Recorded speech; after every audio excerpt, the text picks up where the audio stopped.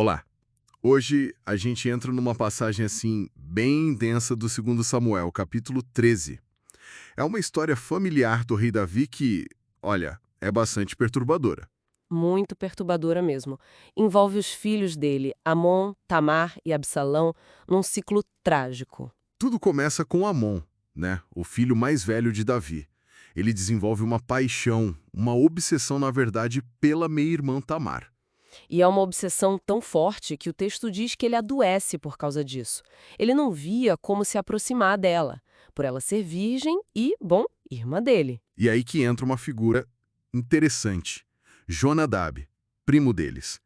O texto faz questão de dizer que ele era muito sagaz. Essa sagacidade aí já acende um alerta, né? Ele percebe a angústia do Amon e, em vez de dar um conselho sensato, ele arquiteta um plano. Um plano bem manipulador, diga-se de passagem. A ideia era, Amon finge que está doente. Isso.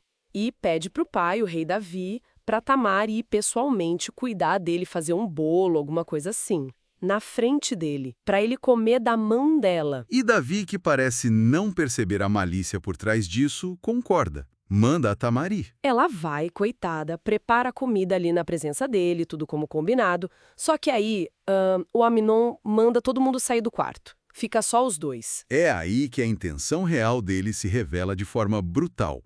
Ele a agarra, pede para ela se deitar com ele. E a resposta da Tamar é muito forte. Ela argumenta com clareza, mesmo no desespero. Não, meu irmão, não me força. Isso não se faz em Israel. Não faz essa loucura. Ela apela para a razão, para a honra, para a lei, tenta até uma saída diplomática, falando que talvez o rei permitisse o casamento se ele pedisse. É impressionante a lucidez dela. Mas o Amnon, ele ignora tudo. O texto é cru. Ele era mais forte e a violentou. E o que acontece depois é quase inacreditável. Aquele amor obsessivo vira ódio. Um ódio intenso, no mesmo instante.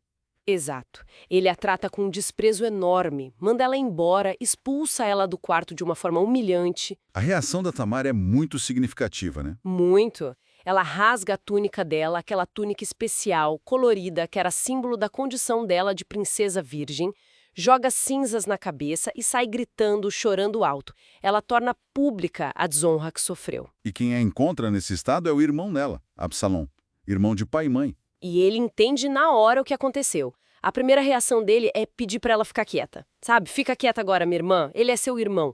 Meio que pra abafar o caso ali no momento. Mas por dentro, Por dentro, o texto deixa claro, Absalão passou a odiar Amnon profundamente por causa daquilo. e o rei Davi, como ele reage quando fica sabendo? Olha, o texto diz que Davi ficou furioso, muito irado, Mas, mas não faz nada. Não há registro de nenhuma punição para Aminon. E essa inação do rei é um ponto crucial na história. com certeza, porque esse silêncio, essa falta de justiça, alimenta o ódio do Absalão, né? Exatamente. E Absalão guarda esse ódio por 2 anos inteiros. Ele planeja a vingança em silêncio. Até que ele organiza uma festa, a Tosquia das Ovelhas, que era um evento importante. Convida todos os filhos do rei. E ele insiste muito, mas muito mesmo, para que Aminon vá. Davi até fica meio receoso, pergunta por que Aminon teria que ir. Mas Absalão insiste tanto que Davi cede. E durante a festa, no momento certo, quando Aminon já bebeu, está alegre com o vinho, Absalão dá a ordem. Manda os servos dele matarem Aminon. É uma execução ali, na frente de todos os irmãos. que cena terrível. Os outros filhos do rei fogem apavorados, cada um para o seu lado. E a notícia chega para Davi da pior forma possível. Primeiro dizem que Absalão matou todos os filhos dele, um massacre. Imagina o desespero.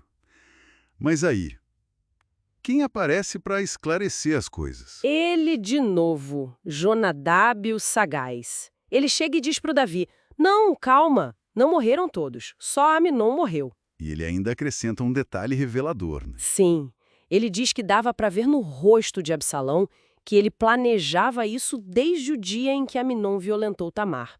O que faz a gente se perguntar, o quanto Jonadab sabia desde o início? Qual foi o papel dele nisso tudo? Uma figura bem ambígua. Muito ambígua.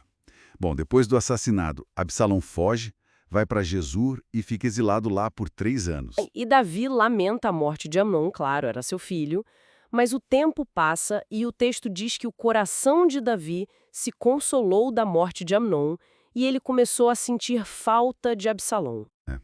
Mostra toda a complexidade dos sentimentos dele, né? Pai, rei, lidando com essa tragédia imensa dentro da própria casa. Exatamente. É uma espiral terrível.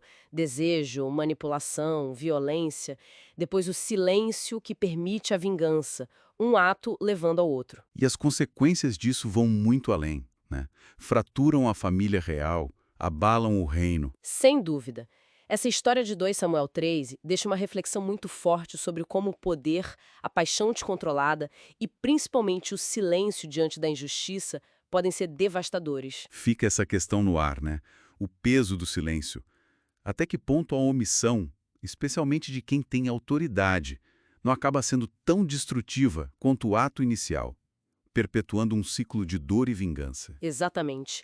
Uma pergunta que ecoa forte até hoje, eu acho.